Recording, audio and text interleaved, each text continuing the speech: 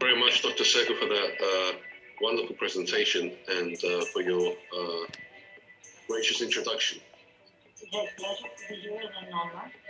And I'm very keen in supporting this move. I'm very excited, happy, and honored to be in this particular forum. Thank you very much. Good evening, all the audience who is attending the program. Sincere thanks to Dr. Shekhar and Mr. Akram of Times Policy for giving this opportunity. Probably this is third or fourth time that I am on the Times Policy platform. Thank you. As I say, friends are always kind with words and nice to their friends. So thanks for your kind words. Thanks, Akram. Thanks to Dr. Altan for joining us in this series, which is now the 75th episode. My congratulations to Akram. My congratulations to Dr. Sekhar. So viewers, thank you so much and welcome. You're watching the Policy Times Unleashing India Global Web Summit series, one of Policy Times premium and important series where we bring experts from different parts of the world and we discuss on some very important issues that are important of nation building or national growth or national integration. Now, today I'm extremely honored to welcome a friend from Malaysia and also a very veteran personality from India, Mr. S.K. Kalra, whom we will introduce shortly. I will just touch upon the subject and the objective of the series we have started. This series caters to bring change in the society in a positive manner. As we see the COVID-19, which has made massive impact in the society, post-COVID, as the dynamics are going to be completely different, in that complete different dynamic setup, what kind of fundamental roadmap we establish to bring change and development in the society. Now, today's topic, as Dr. Shekhar has decided, is really interesting: multilateral planning, integration, education, and industry for national reincarnation. Policy Times, since last almost 1 year, is dedicatedly working in a couple of sectors, education being the prime. As any nation that aspires to be a prosperous nation, education is the foundation. If any nation really wants to be a developed one, it has to make education world class. Now that has been our motto, and that with this motto we are working in India, we are working in Bangladesh, we are working in Nepal, we are working entire Southeast Asia, and Africa, with just one objective: that how we bring a change in the society through this. Now, we are working in cross-border education exchange, education industry connect, as Dr. Shekhar has rightly picked the very important topic today. The crux of the issue is education has drastically changed post-COVID. The global forces, the influx of technology, the dominance of technology in education, offering, and also the kind of teacher skill sets that is required in the future, and matching the job readiness and education fundamentals are going to be critical pillars of nation building going forward, and a lot of challenge also. The important crux that I want to mention here, because we are working in the education, is what some top of the private schools or big school chains providing as a role model in education is not enough.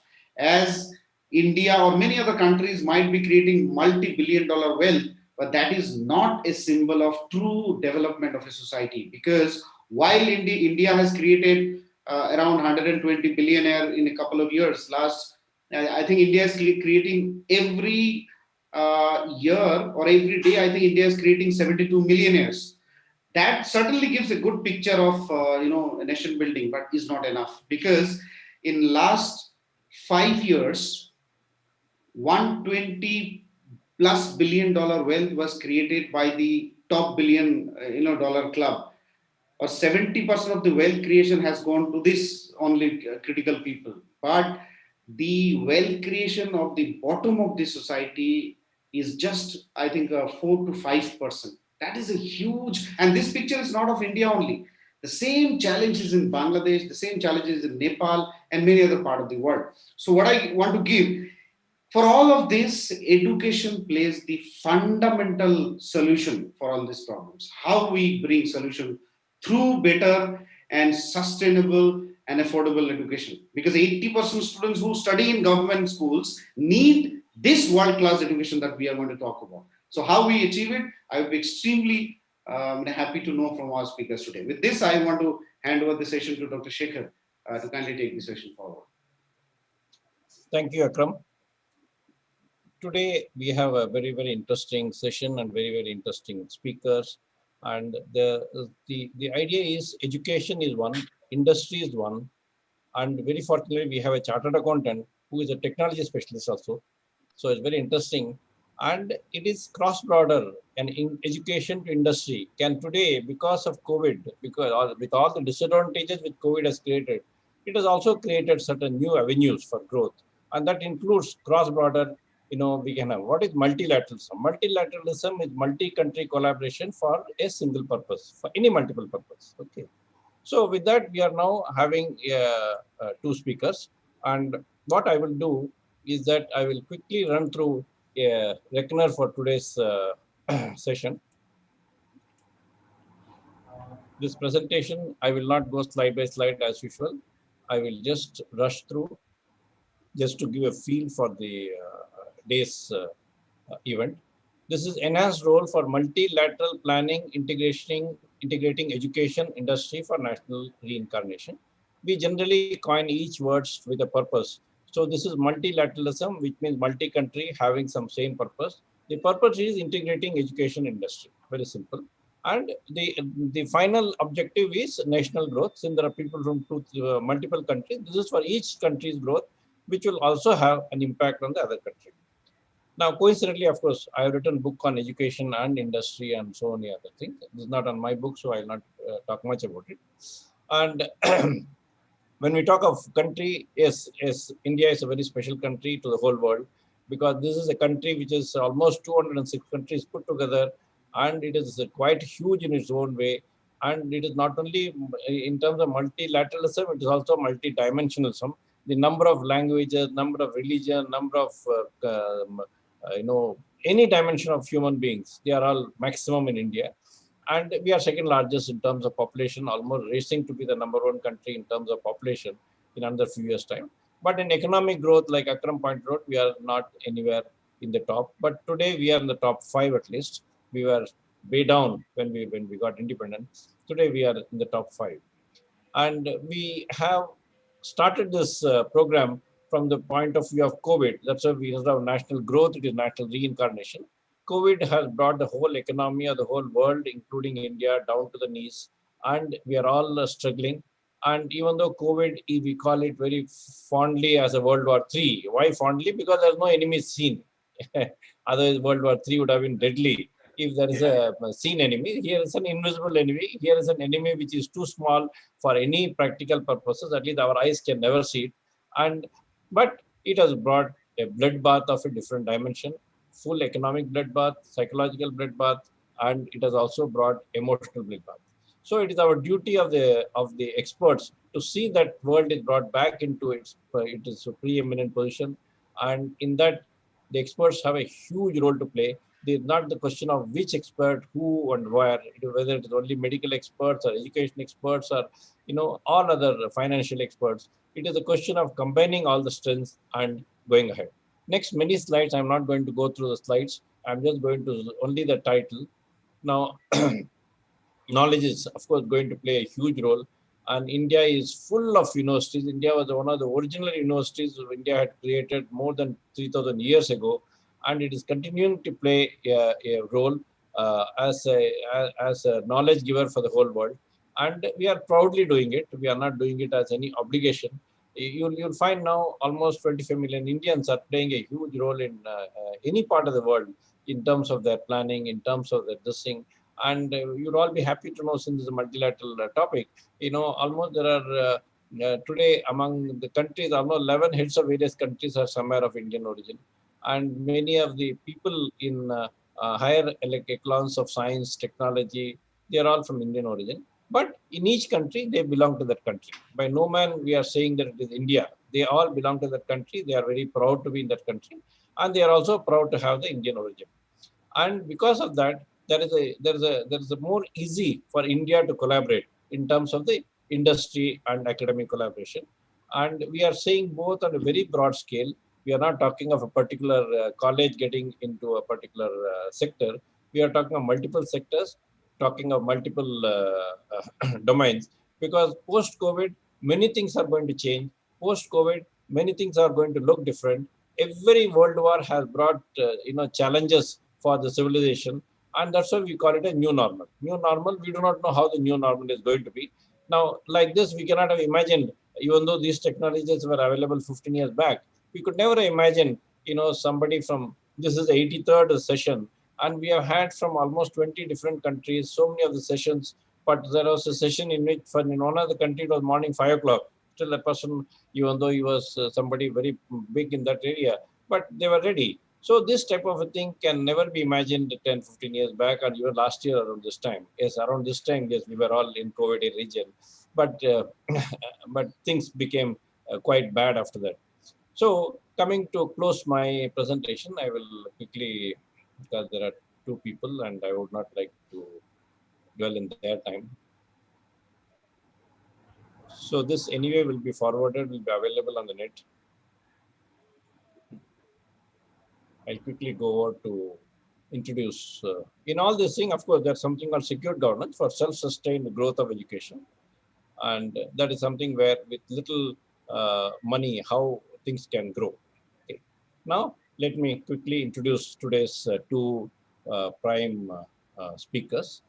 We have Professor Khairuddin Sudharmin. He's a multi-dimensional person from Malaysia.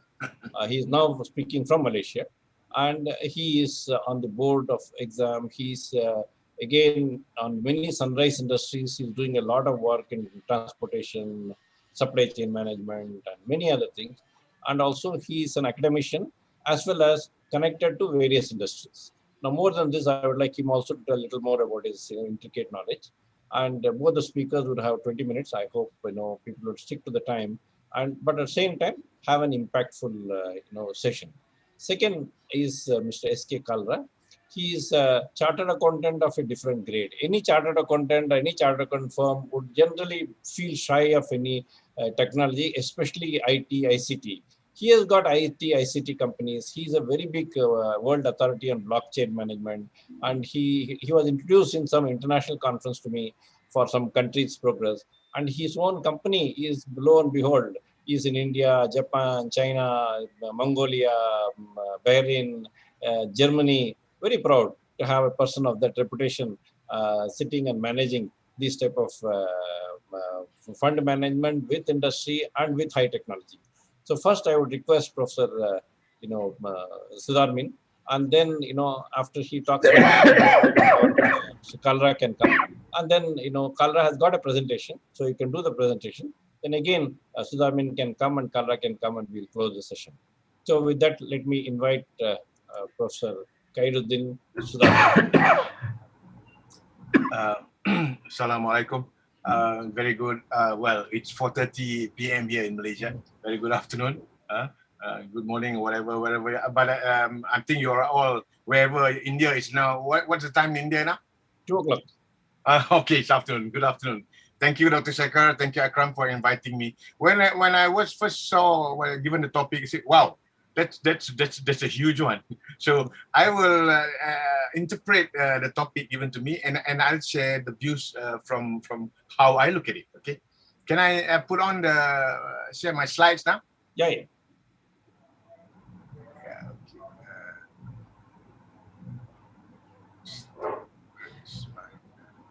How do I share the slide? Yeah. I think you must have been given the admin rights. Admin rights. Sorry, let me on the thing. Bottom. Okay. Okay. Can you see it now? Whiteboard, iPhone. Admin rights is given. Files. Let me see. No, I can't go in. Asif. Basic. Okay. Yeah. Microsoft PowerPoint. All right. Okay. Can you see it now? Yeah, we can see. All right. Okay. All right. I will, well, I have 100 slides actually now. I'm just kidding. Yeah, that's okay. I have about 40 slides, but I'm given 20 minutes. But I will, what do you call, go through it like a bullet train, if you will bear with me, okay? All right. Please stick to the time only. That's all. Sorry? Please stick to the time. Okay. All right. Just I will start off by sharing this what was what do you call, as you rightly mentioned, I'm very much involved with logistics and transport, but this is interesting. I just wanted to share what UNTED is looking at all this. The pandemics have historically disrupted human lives, hampering the movement of people and goods. COVID-19, the most recent pandemic, has triggered dire consequences, much of them still unknown, but whole societies and nations, maritime trade and port industries have been playing an essential role in the world response to such a threat. Okay. Around 80% of global trade is transported by commercial shipping. This currently includes most needed items such as vital medical supplies and equipment, as well as food, energy, raw materials, and manufactured goods and components. Ports, more than ever before, need to be resilient to ensure the continuity of trade flows while protecting their staff and adapting to uncertain future. Okay, I just borrowed this from Mark Asaf, okay, the Chief HRD for UNTED. Okay, let me move on. Okay, and then Stephen Altman of New York Stern also mentioned about the pandemic that is sweeping the world. Okay, I won't read to you what he said. And again, another guy, Frank Appel, CEO of Deutsche Post DHL Group. Again, these are the things that he said. But I was using DHL. It's very interesting because I was watching an interview with the CEO of DHL, Express. And when he was asked, what do you think about this pandemic? And he said that it's interesting because these are the functional consequences. What we were able to do in those days when we do strategy planning and operation, well, it's sometimes about 10 years. And some things takes about 4 or 5, years. But it's interesting, after the pandemic, things that we had to do, that took us 10 years, now takes 1 year to do it. Things that took 4 or 5 months to do it, now we are able to do it in 4 or 5 days, as an example. So he was actually showing the example of how they, as a global organization, has been able to actually adapt quickly to this pandemic, or rather to this. You see, as you rightly put it, some people see it as looking at it negatively and seeing it as a disaster. But there are some industries who look at it and see it as an opportunity. Okay, let me move on. Okay, the product. Okay, quickly. The age of digital convergence, in which the computer, the telephone, and the television are no longer distinct products with separate functions. We saw this. All this we were talking about it about 2 decades ago. Okay, but now, what I wanted to zoom in straight away is that the pandemic has unleashed prospects for education and industry convergence, identify economic, legal, and managerial, and most importantly, policy challenges. Okay. I adapted this from Yofi, okay, because he was talking about all this convergence of technologies, right? Okay, the keywords again in our topic today: post-COVID, multilateralism, planning, integration, education, and then now broken model, industry 5.0 reincarnation. So I am going to zoom basically. I won't go into the details of education because then we'll be talking about preschool, kindergarten, and then the secondary school, and then the college, and then the universities. No, I'm just going to zoom in at the university, and then I'm going to zoom in, give 1 or 2 examples, and then I'm going to zoom in into the industry and what's going on in the industry today, and how globally we can see there seems to be a convergence. So I'm just provoking. Hopefully someone will pick it up and see whether, yes, this is the situation and this is the way forward. Let's try it in that mode, okay? Now, to me, the fundamental thrust of and the principles of education philosophy, doesn't matter where you are in the world, lies on this treaty, and Malaysia has been adopting this, okay? I remember those days when I was still in primary school. Number 1 is the relationship between human and its creator. Doesn't matter which religion that you belong to. Okay? And then the relationship between human and human. And then thirdly, the relationship between human and its environment. Interesting, okay, the third one, relationship between human and environment. And you can see around all over the world now, there is this sudden interest or this sudden concern about what are we doing to the world. People, the word is, Okay, the fashionable word is sustainability, and it all boils back to the UN's 17 SDG. So I won't go into detail on that. That's a separate topic completely. It can take 3 days and 3 nights. But essentially, these are, to me, if we have all these values embedded in the children from the primary school level, and they go on and they go to the university, when they come out, we don't have to, monitor them. They know what is the responsibility. They know what is ethics. They know not to throw rubbish. They know not to, gang up and collect all the plastics and then throw into the ocean. And you know how many million tons of plastics is I'm speaking now is going around the oceans. Okay, let me move on.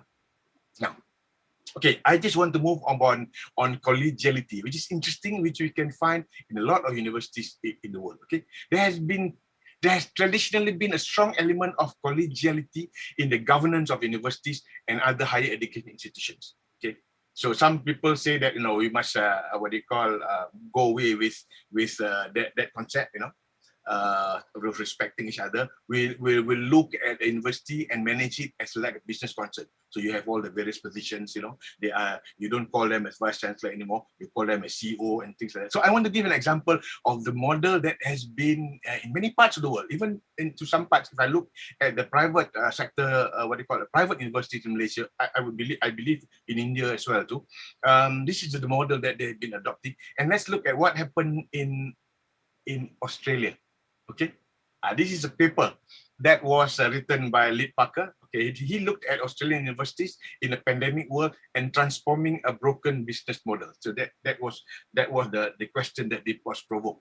Okay, there is a strong evidence and a common view, according to the author, amongst contemporary media commentators, that the Australian university business model is broken. Universities have failed to manage the design, archetype risk of overexposure to over-reliance upon the international student market and the corporatized distortion. Okay, let me move on again. Now, this author questioned as long ago as 2002, can academic paradise be regained?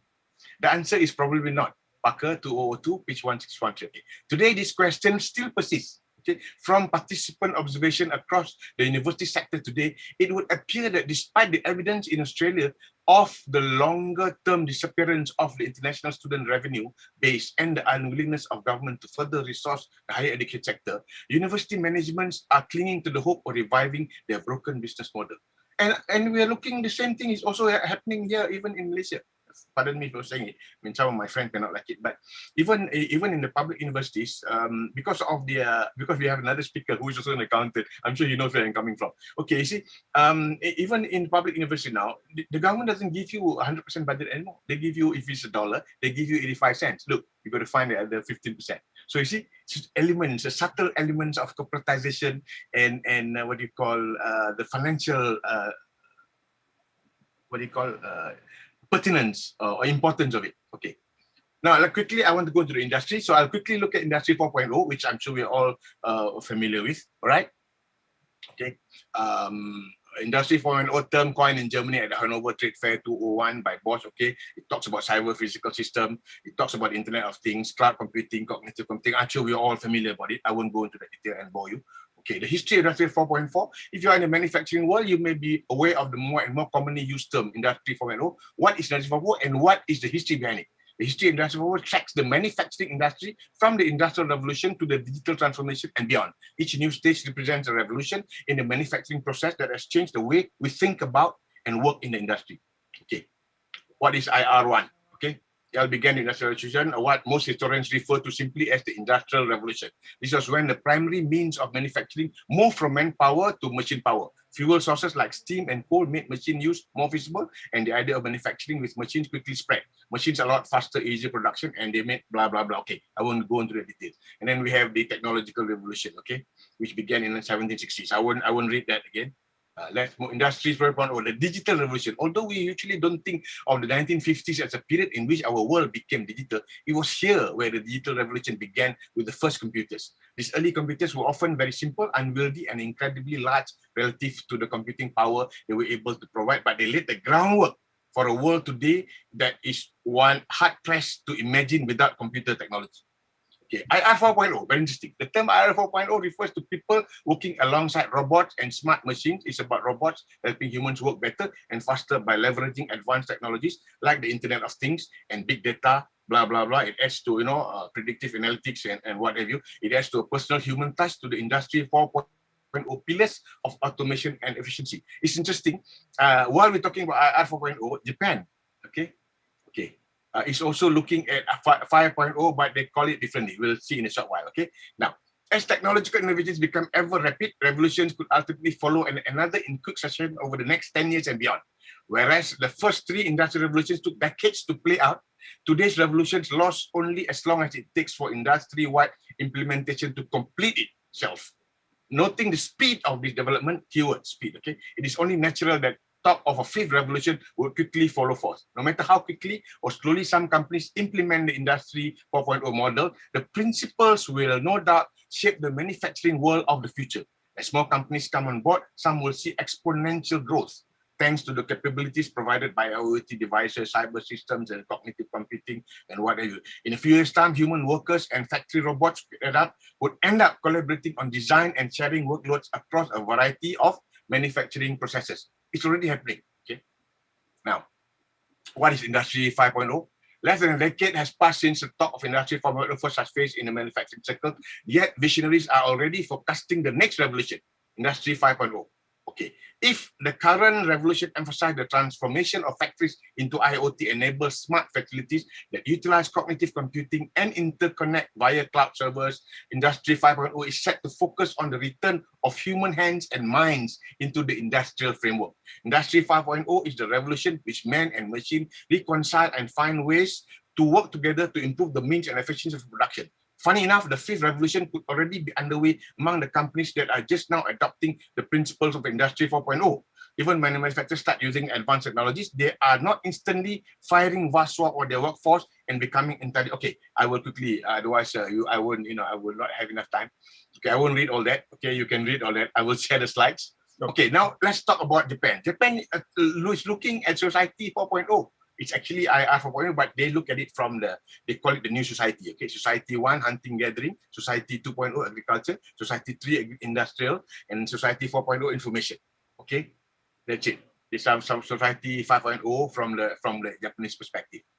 Current information society, Society 4.0. Okay, this is how they are looking at it. Okay, now economic advancement, revolution of social problems.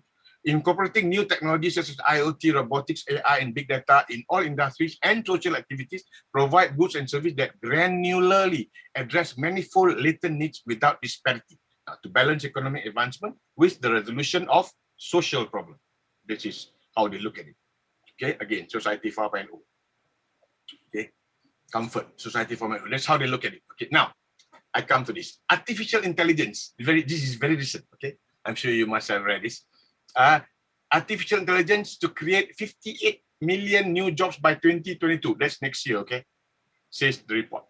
Machines and algorithms in the workplace are expected to create 133 million new roles, but cause 75 million jobs to be displaced by 2020, according to a report from the World Economic Forum called The Future of Jobs 2018. This means that the growth of artificial intelligence could create 58 million net new jobs in the next few years. Now, with this net positive job growth, there is expected to be a major shift in quality, location, and permanency for the new role. And companies are expected to expand the use of contractors doing specialization work and utilize remote staffing. Okay, that's the rate of automation. Humans, okay, 71, 29 machines. By 2025, 48 and 52, right? Okay. Again, this is the scenario of what I've been talking about also for the last 1 or 2 years before the pandemic. All this needs to be reviewed, needs to be looked again. Okay, science, the STEM, what is it? Okay, all the 12 enabling technologies. Okay, and then riding the wave of the youth. All these elements here needs to be looked again. Okay, for you to reincarnate, you have to look at it again carefully in your policy and maybe tweak it, because the pandemic has changed everything. It's redefining everything. Okay, again, people who are capable of recreating themselves and recreating their capabilities are the ones who will be most successful. Okay, This is the workforce of the future. Entrepreneurial capital, social, psychological, intellectual, spiritual skill. Okay, all those things are all nicely what they call put in that diagram. Take a look at it. Okay, workforce of the future again. Creativity, independent, collaborative, multidisciplinary. Okay, I won't read that. Okay, now I'm coming to the last part of my discussion, which is multilateral planning. I was Googling and I saw this military model, which is very interesting. Okay? Plans are worthless, but planning is everything. President Sarawak. There is at least one thing worse than fighting with allies, and that is to fight without them. We have to collaborate. Bilateral is between two nations. Multilateral is between many nations. Okay, this is a paper that was written by an army guy, and he was talking about multilateral planning. It's a valuable activity that, if done well, strengthens the military-to-military relationship and operational strategy between nations. The combatant commander sits at the intersection of policy, strategy, and military operation, and is charged daunting task of balancing ends, waste, and risk with reality of what is truly possible, bridging theory and practice. Okay. Now, multilateral planning is valuable because it provides the commanders an excellent medium for strategic communication, exercises operational art, and shapes the operational environment. Okay. It was from Major Aaron Bazin. I found this at Google. You can Google and find this very interesting article that he wrote. Now, okay. Multilateral planning, okay, is valuable, I repeat, because it provides the commanders an excellent medium for strategic communication, exercise operational art, and shape the operational environment. The heart of military-military relationship rebuilding is that despite one's country's origin, there are universal themes in military service typified by personal sacrifice, dedication to duty, and service to the higher calling of one's nation. Upon this small connection between military and professional are born forms. Diplomacy, the capacity to succeed when all other forms of diplomacy fail. Now, planning is simply a catalyst to make this connection happen and grow it through substantive discussion concerning real issues. Overall, the hope of a bilateral and multilateral planning is that during times of crisis like what we're facing now, okay, the COVID pandemic, nations are one small step closer toward unified action, operational synergy, and an effective defense of mutual interest. Okay, these are my examples of collaborative arrangement, multilateral arrangement. I won't read that, okay? I got that from my good friend, David Meyer, who is a professor at the Rotterdam School of Management. I teach a lot of MBAs, DBAs, and BBAs, and I use a lot of his book strategy synthesis. Okay, I'm an ardent follower. I like the way he looks at strategy, okay, from different dimensions. All right, okay. So basically what I've done was I was trying to identify the global strategies and the functional consequences of pandemic to technologies and how they can be incorporated, adapted, embedded to assist the convergence of education and industry in parallel with the new world order of multilateralism, thereby unleashing national reincarnation. Not just for India, it's for Malaysia and it's for all the other countries as well. All right. Okay. I borrowed this from one of the earlier slides. Okay, Akram, Dr. Sekar was Japanese CEO who was spent a lot of time in India. I forgot which company, but this is his last slide. The fourth unwise monkey. See no evil, hear no evil, speak no evil, but follow and share all evils. Okay, I like this very much. And now I show this to a lot of young people. You know what you guys are doing? Follow and share. Some of the evil things you also follow. You must, okay, that's where the thinking, that's where education is important, to be able for you to have a critical thinking and know, you know, between what is bad and what is good, not just blindly follow. Okay, that's my message. And that's it. Epilogue. It could be said of me in this presentation, okay, I have only made up a bunch of other men's flowers, providing of my own only the string that ties them together. Montaigne, 1533, 1592, French moralist and essayist. So that's it. I'm handing it back to Dr. Sekar. I'm done with my. Sorry, I had to do it quite fast. No, it was very good. We all could follow what you're trying to say. Okay, I hope. I'm glad. I hope you can follow. Of this world, multilateralism, industry, education, because it's very difficult. You know, each one has got its own dimension. Now, let me have Mr. Kalra. I have introduced him. He's actually operating in multiple countries. He's a chartered accountant with a huge emphasis on blockchain, IoT, artificial intelligence. And all. Yeah, that's even more. That's even deeper. He's running companies also in that particular field. So, Mr. Kalra.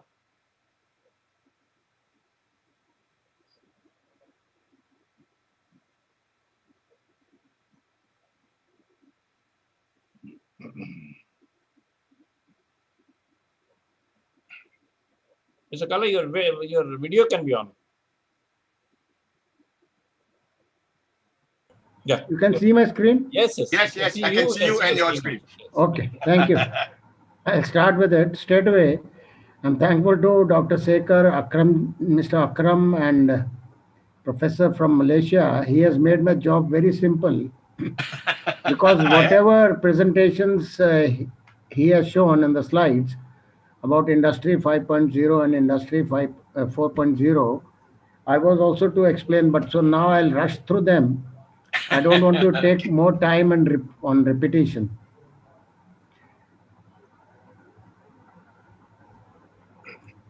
What Mr. Sekhar has rightly said, that the pandemic has hastened the process of implementation of Industry 4.0. Right. As Mr. Professor has said that it was propounded by the Germans.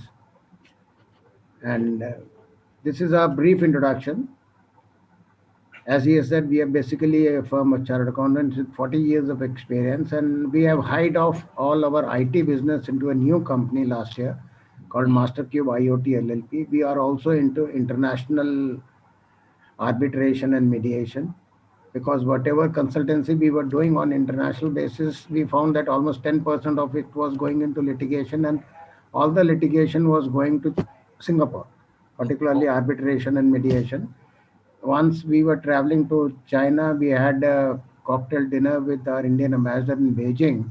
And there we took up this matter because the percentage of delinquency with China trade is almost 15% because of the poor quality of supplies or non-timely supplies. And then we thought of setting up our own captive arbitration and mediation cell in India, which started catering to international business also. I and my wife are the partners in this. She is also a retired banker. She takes the banking, and we try to give solutions in Industry 4.0 and Industry 5.0. I've also done a course on United Nations SDGs from United Nations headquarters in New York. This is he has explained what actually Industry 4.0 includes. It's big data analytics, RIFD, Internet of Things, machine learning, artificial intelligence, drones, and blockchain. In fact, all these first four elements, they emit a lot of data, RIFDs and other things. I'll go from the global scenario to the Indian scenario and see that how these technologies can be implemented. I'll take up two case studies in the agriculture sector and in the banking sector, how they can be helpful. I have also got my personal expertise on what Malaysia is proud of is the Sharia banking, Sharia financing. And it was long time back, almost 1.5 decades ago, I had done a course on Islamic finance from Red Money, situated in Malaysia. And our logo also is I4, S4, S5. We go to agriculture sector, and this is what FAO, Food and Agriculture Organization, has said about the present systems of agriculture, that the present food systems account for 70% of the fresh water withdrawals. Almost nearly 1/3 of the global food production, 1.3 billion tons, is lost and wasted, and climate change in turn threatens 25% of the crop yield. Present food systems are responsible for 25% of the greenhouse emissions. Similarly, United Nations has also given SDGs, 17 SDGs, out of which goal 1 is removal of poverty and goal 2 is zero hunger. That is how we are working, and they have also touched upon the implementation of blockchain in agriculture. And the basic thrust was given by the World Economic Forum in 2017 about the implementation of IR 4.0 technologies, including blockchain. Now we come to the agriculture in India. What are the challenges? It is, even though it is one of the oldest industry, but still it is the slowest to implement the latest technologies. We have been taking up with our national government as well as with other governments to implement these technologies so as to improve the production and productivity in agriculture sector. Even though India is self-sufficient in agriculture, by implementation of these, lot of hassles can be removed. And second, then India can be an export surplus in agriculture also. There's a lot of demand for fresh vegetables and food grains in the GCC countries, which they are importing from European countries at a very costly rate. To give you a simple example, there has been a recently fresh vegetable market set up in Oman, and they are buying tomatoes at almost €4 per kilo, which amounts to almost 400 Indian rupees, or little less than that, 375 rupees per kilo. Whereas in India, it is available in the wholesale market for less than 15 to 20 rupees, which can be exported and they can earn that profit. Oh, yes. These are the challenges the Indian agriculture sector is facing: fragmented land holding, supply chain bottlenecks, lack of storage facilities, over dependence on traditional crops, lack of sufficient irrigation facilities, manures, fertilizers, and biocides. This is how we try to give the solutions and overcome these challenges. First is that there is a research there is a research company called Beckham Research Limited in UK. They have uh, given the idea of called precision farming, which takes into consideration GPS and IoT technologies with sensors. And the biggest advantage of this technology is that the difference between the classical approach to farming is that the precision farming allows decisions to be made per square meter or even per plant or animal rather than a field. It goes so precise into the whole process.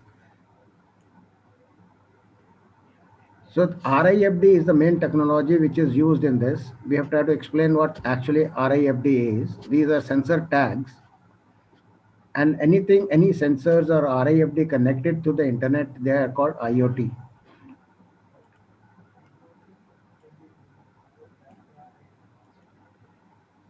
Another very important technology is the variable rate application technology, which also uses sensors, maps, and GPS, and which helps us in locating the weeds, the insects, and the parasites on the plants, and also helps us in measuring the irrigation water and the manures to be put into the soil. In fact, there was a time during the 60s, Dr. Sekar would be knowing that when we were child, India used to, during the first 5-year plan or second 5-year plan, India used to import wheat from Australia. And there was a law, public law implemented by USA called PL 480, in which they had donated wheat to India. And after that, we in the third and the fourth 5-year plan, we had the green revolution and then the white revolution in the middle. The green revolution, which was mainly concentrated in the northern part of India, was basically because of the chemical manures being used. But they were so widely used, even though the agriculture production improved, but they have now virtually poisoned the entire land and the water underneath it because of the irresponsible use of chemical fertilizers. This can all be controlled with the help of VRA. This is a map which has been taken by the drones, and they gave us soil zone maps. This is the precision how the drones and the satellite can give. The upper graph is a graph taken by a satellite, and the lower one is by a drone. You can see here are the dots 1, 2, 3, 4, 5, 6, 7, and here there are almost 30 dots. Drones can go so finer into the entire survey when they do it, aerial survey. The other technologies are big data. Big data normally helps us in land ownership, and particularly the big data analytics helps us in weather forecasting also, which is very essential. Now, because of the climate change and other things, there was a time that in North India, the farmers used to harvest wheat in the month of April. And now because of the climate change, it has shifted to May. And even during May, we get plenty of rainfall. When the wheat is about to be harvested, there is so much of rain that it all gets spoiled and the plants fall down on the ground. All this can be learned beforehand so that the sowing and irrigation, everything can be done in, and planning can be done in advance so that the crop doesn't get spoiled. Artificial intelligence also comes into play with the help. These are the three elements which work into it and give data to us is artificial intelligence, machine learning, and deep learning. And all this data can be stored in the blockchain. This is how it is work. It is blockchain. I can define for the layman. It is like a railway platform where the trains from all directions will come. They will stop there. Even a locomotive steam engine will also come. A diesel engine will also come. An electric engine will also come. One will go to Punjab. Another will go to Guwahati. Another will go to Bangalore. Another will go to Mumbai. So all these trains, they can converge, and that station master has to have the data for everything. It is like blockchain analyzing this data and giving it to them. These are the different types of solutions we give: Hyperledger and Ethereum. Hyperledger is B2B and Ethereum is B2C. These are the business models. We call it proof of work, proof of stake, proof of authority. These are little technical terms. And there are three types of blockchains: private, public, and consortium. For a smaller organization, we recommend for private blockchain. For a bank, it can have a public blockchain. It works on the technology of smart contract. We have learned in commerce that what is a contract? It is a written agreement. It could be stamped and registered also. And we have tried to explain the difference between a smart contract and a traditional contract is that it is self-regulatory and it has to be within the regulations and framework of the legal which has been implemented in the country by the parliament.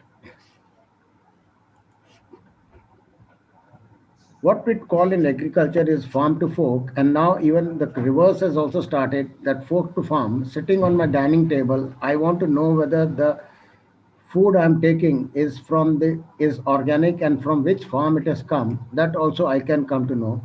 And similarly, the farmer can also come to know where my food has gone because with the help of these technologies, mainly blockchain. And how do we want to improve this implement this technology in India is particularly that the farmer organizations called FPOs, which are registered with APIDA, agriculture universities, and etc., we can implement through them. How it will help the farmers is that for the land registration, it is very, very important. Even state governments like Tamil Nadu, Telangana, they are having blockchain technology for registration of the land, species management, species breeding, species recognition, field conditions management, soil management, water management, variable rate technology. All these can be implemented with the help of this Industry 4.0. And as professors I was also telling, we also call it as convergence of Industry 4.0 technologies. They can help in yield production, disease detection, weed detection, supply chain management, managing agriculture finance, and even insurance. This is how the entire thing would look like once. This is a very important slide for implementation of Industry 4.0, including blockchain in the agriculture sector. It starts with preparing of the soil, cultivation, harvesting, storage, processing, wholesale marketing, retail, and consumption. And what type of technology has to be used, that also, and what type of blockchain platform will be used, and what sort of consensus or uh, internal controls can be used. Those are also stated here.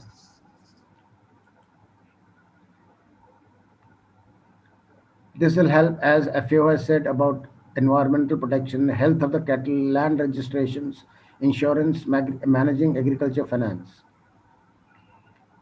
I have to take up a little fast. Now I'll go to the second case study is how these technologies can be implemented in the banking sector. and how government of India can take advantage, and we can also take it. I will take up the classical example of Sharia financing in Malaysia and how it can help India also into it. We call it inclusive and equitable finance. These are the figures of foreign direct investment coming into India till last year. We see that till last year, Mauritius was on top, 36% cumulative figure, and 25% from Singapore. The most important aspect is that when we see all this, in the last year, 31% has come from Singapore, 15% has come from Mauritius, that is 46%. And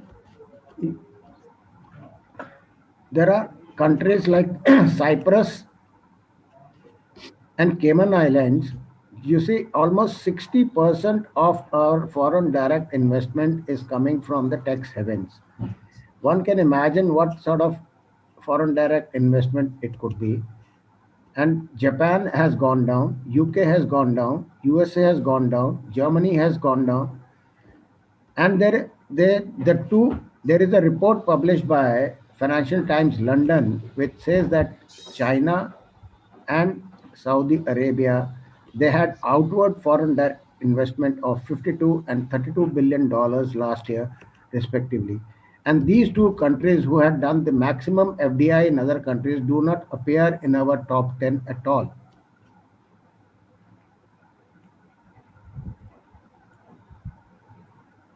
No other country in the world has got this type of. When we talk about Atmanirbhar Bharat and when we talk about 5 trillion economy, with the COVID and the negative growth rate which has come last year, and how do you plan to come out with 5 trillion economy when we are hardly at 2.5 at the moment? How can we double our economic status in the sense that when the delta will be so small, industry is in doldrums, SMEs are closing their companies day in, day out. So what we want is that there should be some supplement of capital from outside countries. We should try to source this particularly from the GCC countries. If you go to any of the GCC countries, we'll find that local people who are their citizens, everybody is an HNI. His net worth is more than $200 million. They are, with the LIBOR ruling less than 1, the oil prices fluctuating between -1 to $60 per barrel. They are so henpecked, they want to invest in India. But only thing is that there are no proper instruments for them to invest in India. We have got projects. Our infrastructure road minister says that we need $1 trillion in the next 5 years for the road sector. But where will that money come from? We should look at these avenues. There was a Deepak Mohanty committee report which was submitted in 2015, which calls for inclusive finance, and they have said that even the Indian commercial banks can open the one window for Sharia banking in India. There are people in Bahrain and other countries, they want to set up banks in India and they want to make GIFT City as strong as Malaysia is there in the eastern part of the world. Malaysia has come out with more sukuk than even any of the GCC countries, even more than Saudi Arabia. Most of the sukuk of the Bahraini companies are listed on Luxembourg Stock Exchange than on Manama Stock Exchange. These are some of the instruments like Mushraka, Mudraba, sukuk, which can be implemented in India. And with the women participation, this can give a lot of boost to the Indian economy. This is a survey done by McKinsey report, which says that if everything remains the same and with the inclusive finance and gender parity, India can have a growth rate of more than 16%. Now we go a little deeper into the banking sector where these technologies can be implemented. Well, everybody must have heard in foreign trade the concept called LIBOR, which is called London Interbank Offer Rate. there was a very big fraud in 2008, which was unearthed and reported by Wall Street Journal then, wherein there was a collusion between the bankers, the Reserve Bank of England called Bank of England. There was a lot of insider trading, unofficial cartels were there, and as a result, the LIBOR was fudged. Thereafter, there have been controls, but still there are human elements going into it for calculation and distribution of LIBOR. As a result, 6 regional LIBORs have come up. In USA, it is called SOFR. In UK, Sonia. Japan, Tona. Canada, Cora. Switzerland, Saron. And Australia, Raba. India is also going to implement these, but our recommendation is that only that RFR should be implemented in India, which has least of the human intervention in calculation of it. And this can be done only with the implementation of I40 technologies like machine learning and blockchain into it, so that there is least of the human element into it. This, as a result now, because of this fraud, LIBOR is likely to be phased out by December 2021. As a result, what is going to happen is there would be contracts worth $1 trillion in India itself, which would be in limbo. And how these will be implemented? That is through mediation, or somebody may even go for arbitration.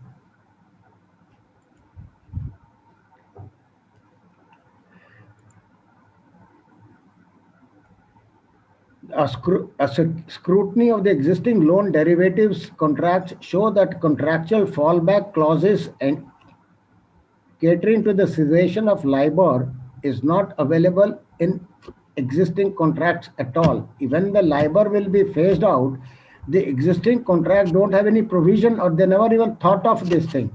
So as a result, some litigation will start. And we are also set up a vertical now in our group, how to take up this litigation when LIBOR is phased out. RBI is taking steps. They have written to the banks to sensitize the customers, but there is no solution coming up at the moment. We recommend that whatever rate of interest is adapted by any country, it should be strong internal controls, audited at regular intervals by external auditors. There should be strong firewalls, peer audit should be there, and external audit should be there.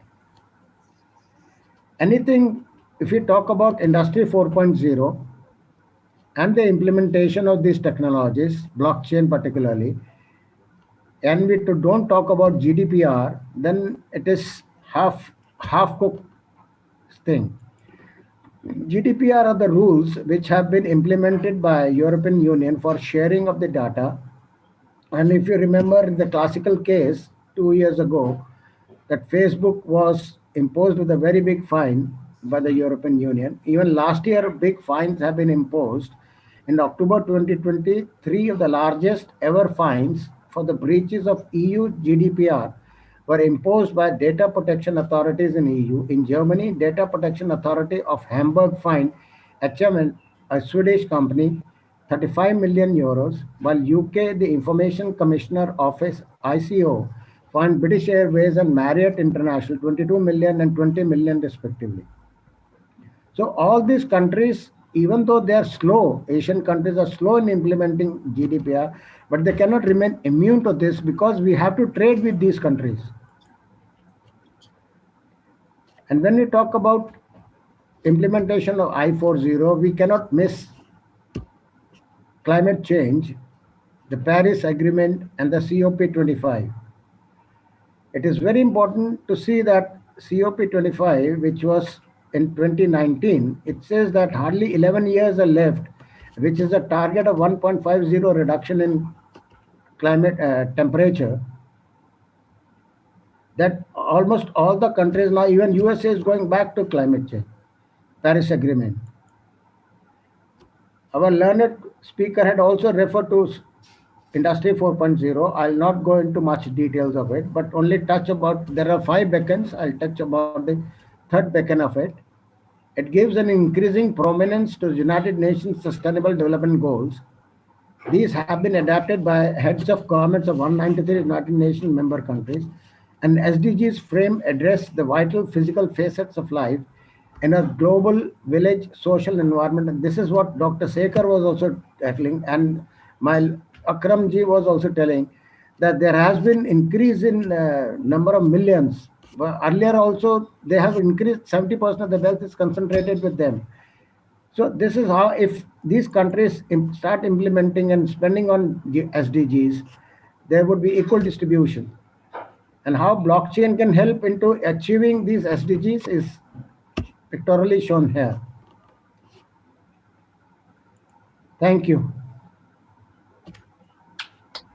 Thank you, Mr. Kalra. It was really a very, complimenting and good presentation in terms of, how blockchain and how the technologies will be properly used. Because today, everybody is also afraid of the word technology, whether whether we will lose our jobs. When we say artificial intelligence and say that, driverless cars and, thinking machines and this, that means what does the human do?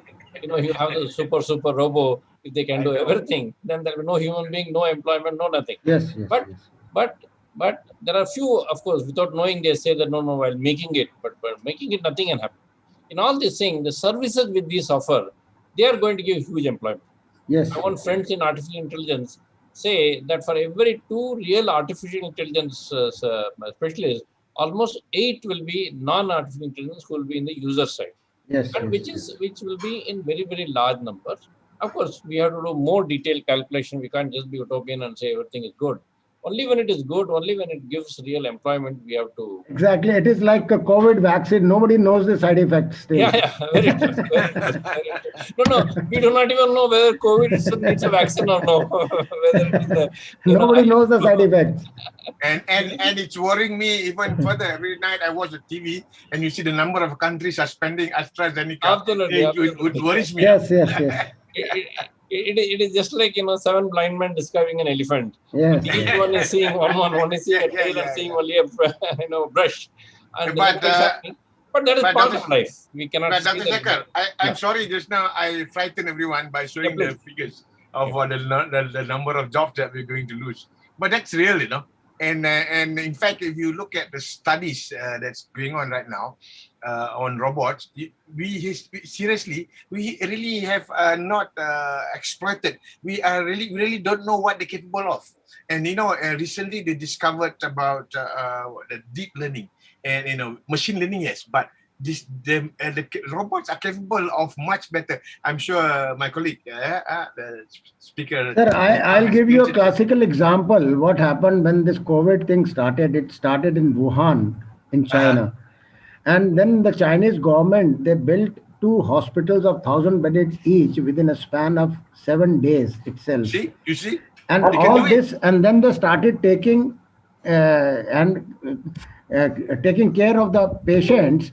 This was all with the help of blockchain. The hospitals were constructed with the help of blockchain, and the patients were taken care with the help of robots and IoT, which work on IoT, so that there was no human element. Now, suppose the one person goes to deliver food to a patient, he is also liable to be contacted and he may get contaminated. So the robots are going and distributing the foods. This is how the technology has come into play. If the jobs were not there for the human beings, but they have really come up, and the technology has really saved the human lives.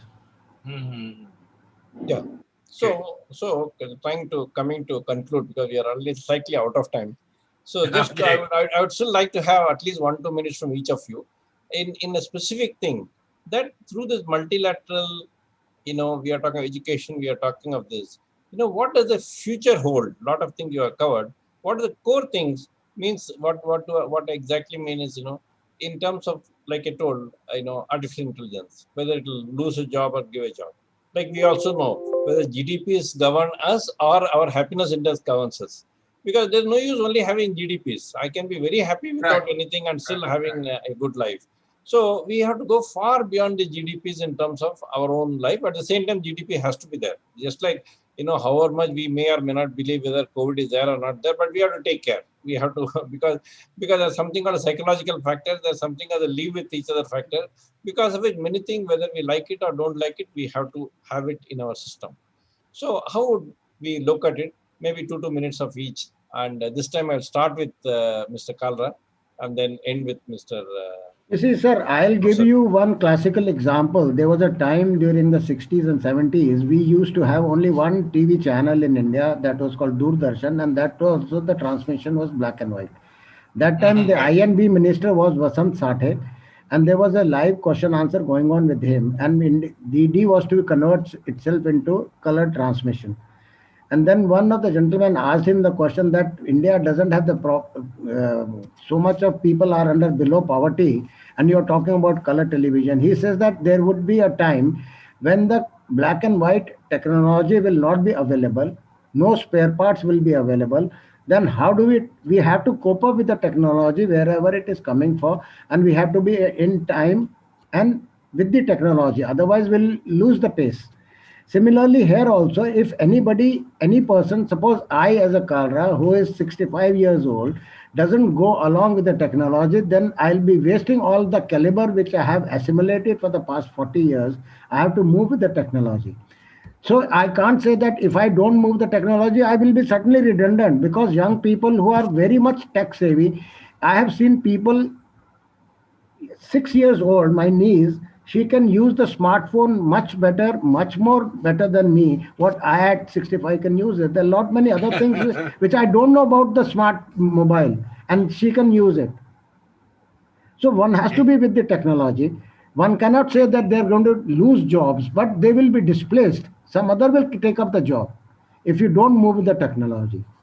Second is about the society, what we were talking about. It was in 2017, that Mr. Abe, the then Prime Minister of Japan, he had taken up in the conference in Dusseldorf, because he had the problem of aging population.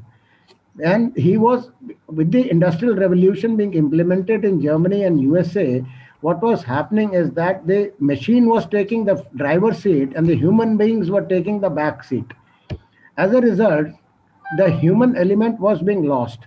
And he had the problem of aging population. So he took up the concept of Society 5.0, where he did not discard the Industry 4.0, plus said that there should be a human element also into it. So it is called, what Professor Saab has said, Industry 4.0. A combination of I40 and Society 5.0 is called Industry 5.0. And this is being propounded now by the World Economic Forum in 2020, World Economic Forum at Davos. Thank you. So, Professor, your last 2 minutes. Okay, I'm an old school too, like Brother Surinder. I'm older than him. I'm 67. I have the same worries. But as far as I'm concerned, I think the universities is important. It needs to be there because research needs to be done. So we need people to understand that you can't leave everything to industry. The tradition. I'm an old school again. It's important, the critical thinking, the research, and so the context of education in its original form of what is it, scholarship, what they call academic rigor and stuff like that. Okay, and then technology, to me, I think we have to be very careful, because I always believe that we should use technology. Technology should be a tool to enable us to do a lot of wonderful things that we're experiencing now. But my worry is that the younger generation, the future generation, they will be overwhelmed, and technology will be what they call controlling, running them. I'll give you a simple example. And I spoke this at recently. I had my University of Hull alumni reunion, and a few of the UK guys were on, and they asked me to make a comment and speak. And this is what I told them. I said, do you realize that I observe this in my grandchildren? Yeah, they're always on the iPhone, their iPad, they're always, everything, and then you want to go everywhere and you depend on the waste. My worry is that we are unawareingly preparing our toddlers, our little and young ones, to be future slaves to robots. And then they will say, oops, yeah, we didn't look at it that way. So you see, so this would you agree with me, brother Surinder? This is the worry. The technology, is robots especially. It's controlling us. Of course, maybe I'm influenced. My thinking is influenced by iRobot. Will Smith, that movie. But that can happen. It's interesting. People are already seeing ahead. People are already seeing things right up to 2030. So that's my take. So to me, education, needs to at some point in time converge with technology, and that because things will already being done in a different way, in a different perspective, in a different mode. So I would assume, or I would like to think that this would be good for the planet, for everyone on Earth. Later on, how it is going to be managed, how it's going to be balanced. That's another issue that will be managed by whoever who are going to be crafting the policy and who will be making sure that the whole world runs. That's my take, Dr. Sekar. Thank you. Thank you. See, just a small one or two comments based on these two discussions. See, just like two of us, I have also had a privilege of, doing sessions with youngsters. Now, I tell you, their fear is totally different. They say that we are young, and my grandmother and grandfather are able to use technology better than me. The example of a 6-year-old. A problem of a 20-year and 25-year-old is these oldies are using technology better than us. So what are we for? I agree. So I agree. They are discovering newer and new things. They say no more Facebook is for youngsters, just because olders are using it better. This challenge is going to be permanent. See, go over to when we were young. Our own people thought, oh, this machine is going to come.